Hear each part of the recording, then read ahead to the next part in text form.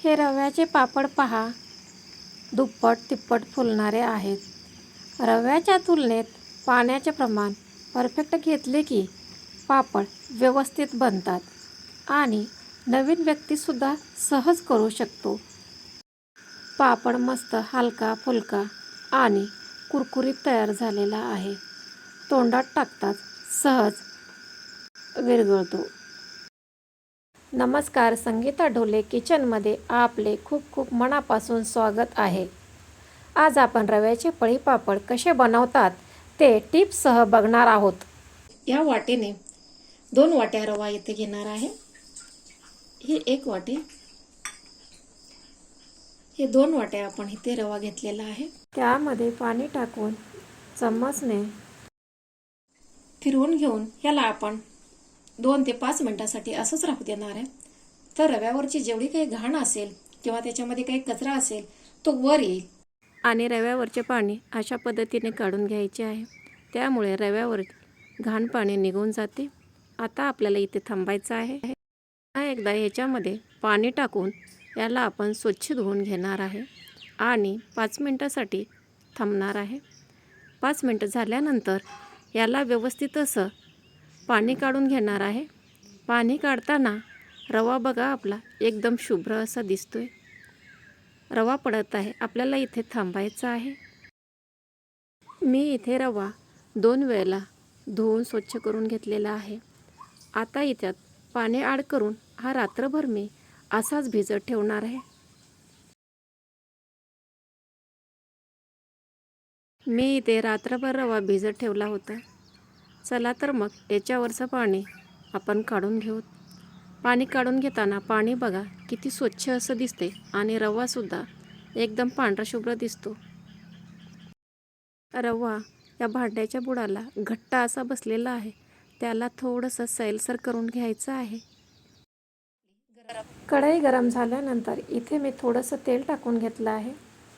त्यामुळे रवा शिजताना कढईच्या बुडाला चिटकणार नाही किंवा करपणार नाही. मी इथे या वाटीने 2 वाट्या रवा घेतलेला होता. त्यासाठी 1/5 पट पाणी घेणार आहे. म्हणजेच इथे 10 वाट्या पाणी मी वापरलेले आहे. यामध्ये मी हे पाणी एक्स्ट्राचं टाकलेलं आहे. जर आपल्याला हे लागलं तर आपण ह्याचा वापर करणार आहे. पाण्याला उकळी आलेली आहे. आता याच्यामध्ये मी एक्स्ट्राचं पाणी ॲड केलं होतं ते बाजूला काढून घेणार आहे. चवीनुसार आपण याच्यामध्ये थोडं मीठ टाकून घेणार आहे. यामध्ये आपण शेवटी आता जिरे टाकून घेऊ. इथे बॅटर थोडं घट्ट दिसत आहे.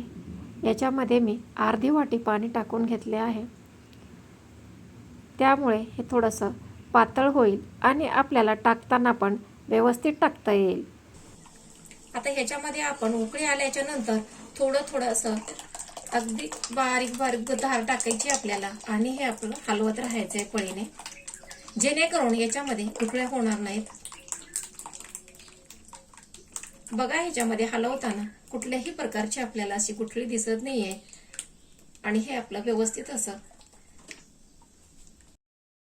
इथे रव्याला कंटिन्यू हलवत राहायचं आहे, जेणेकरून हे कढईच्या बुडाला चिटकणार नाही.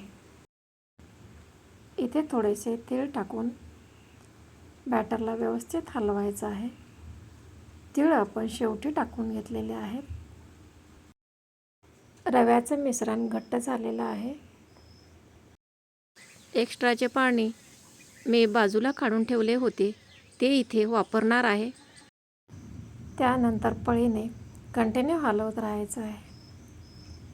रव्याचे मिश्रण हे एकदम परफेक्ट बनलेले आहे.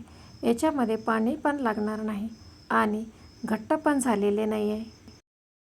आता याच्यावर झाकण ठेवून थोडा वेळ शिजू द्यायचा आहे. आपण झाकण काढून बघितलं तर बघा एकदम छान असं आपलं शिजलेलं आहे. तरी पण ह्याला अजून थोडा वेळ 5 मिनिटं आपल्याला शिजू द्यायचं आहे. रवा आपला शिजलाय की नाही तो आपण बघायचा आहे. हा आपला रवा आता बघा व्यवस्थित असा शिजलेलाच आहे. रवा शिजलाय की नाही हे बघण्यासाठी आपल्याला हा रवा अशा पद्धतीने आपण जर चेक केलं तर हे बघा ह्याची एकसारखी अशी लेअर पडते तसेच रवा शिजला आहे की नाही हे चेक करण्यासाठी एक महत्त्वाची टिप्स आहे. ही आपण आता हे एक थंड पाणी घेतलेलं आहे या प्लेटमध्ये. त्याच्यामध्ये हा रवा आपण टाकून बघायचा आहे. बघा, हा रव्याच्या अशा गुठळ्या होतात आणि तो रवा असं पातळ पण होत नाही.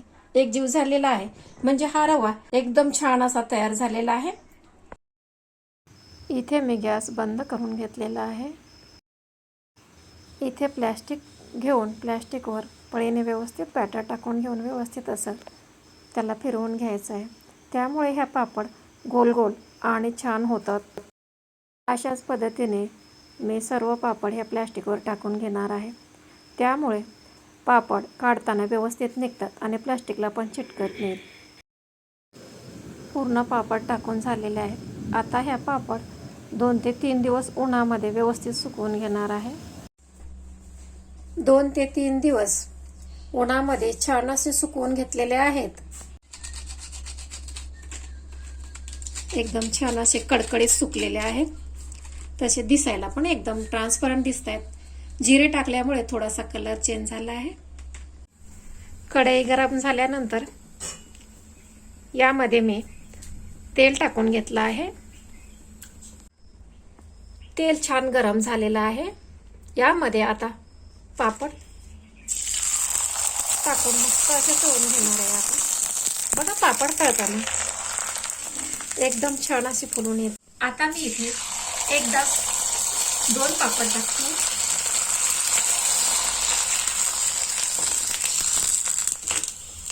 छान अशा तळलेल्या आहेत. एकदम फुगून पण छान आल्यात. टेस्ट सुद्धा खूप अशी छान लागते. पापड तळून घेतलेले आहे. तसेच फुगताना पण ह्या दुप्पट तिप्पट फुगतात. दिसायला पण पांढऱ्या शुभ्र अशा दिसतात आणि खायला सुद्धा एकदम टेस्टी लागतात. दिसायला पण बघा किती दुप्पट फुगलेले आहे. दुप्पट ते तिप्पट फुगलेले आहे आणि दिसायला पांढरा शुभ्र झालेला आहे.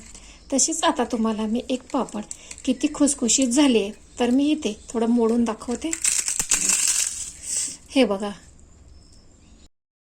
तुम्ही पण अशाच पद्धतीने ट्राय करू शकता आणि माझ्या चॅनलला लाईक करायला, शेअर करायला आणि सबस्क्राईब करायला विसरू नका. थँक्यू.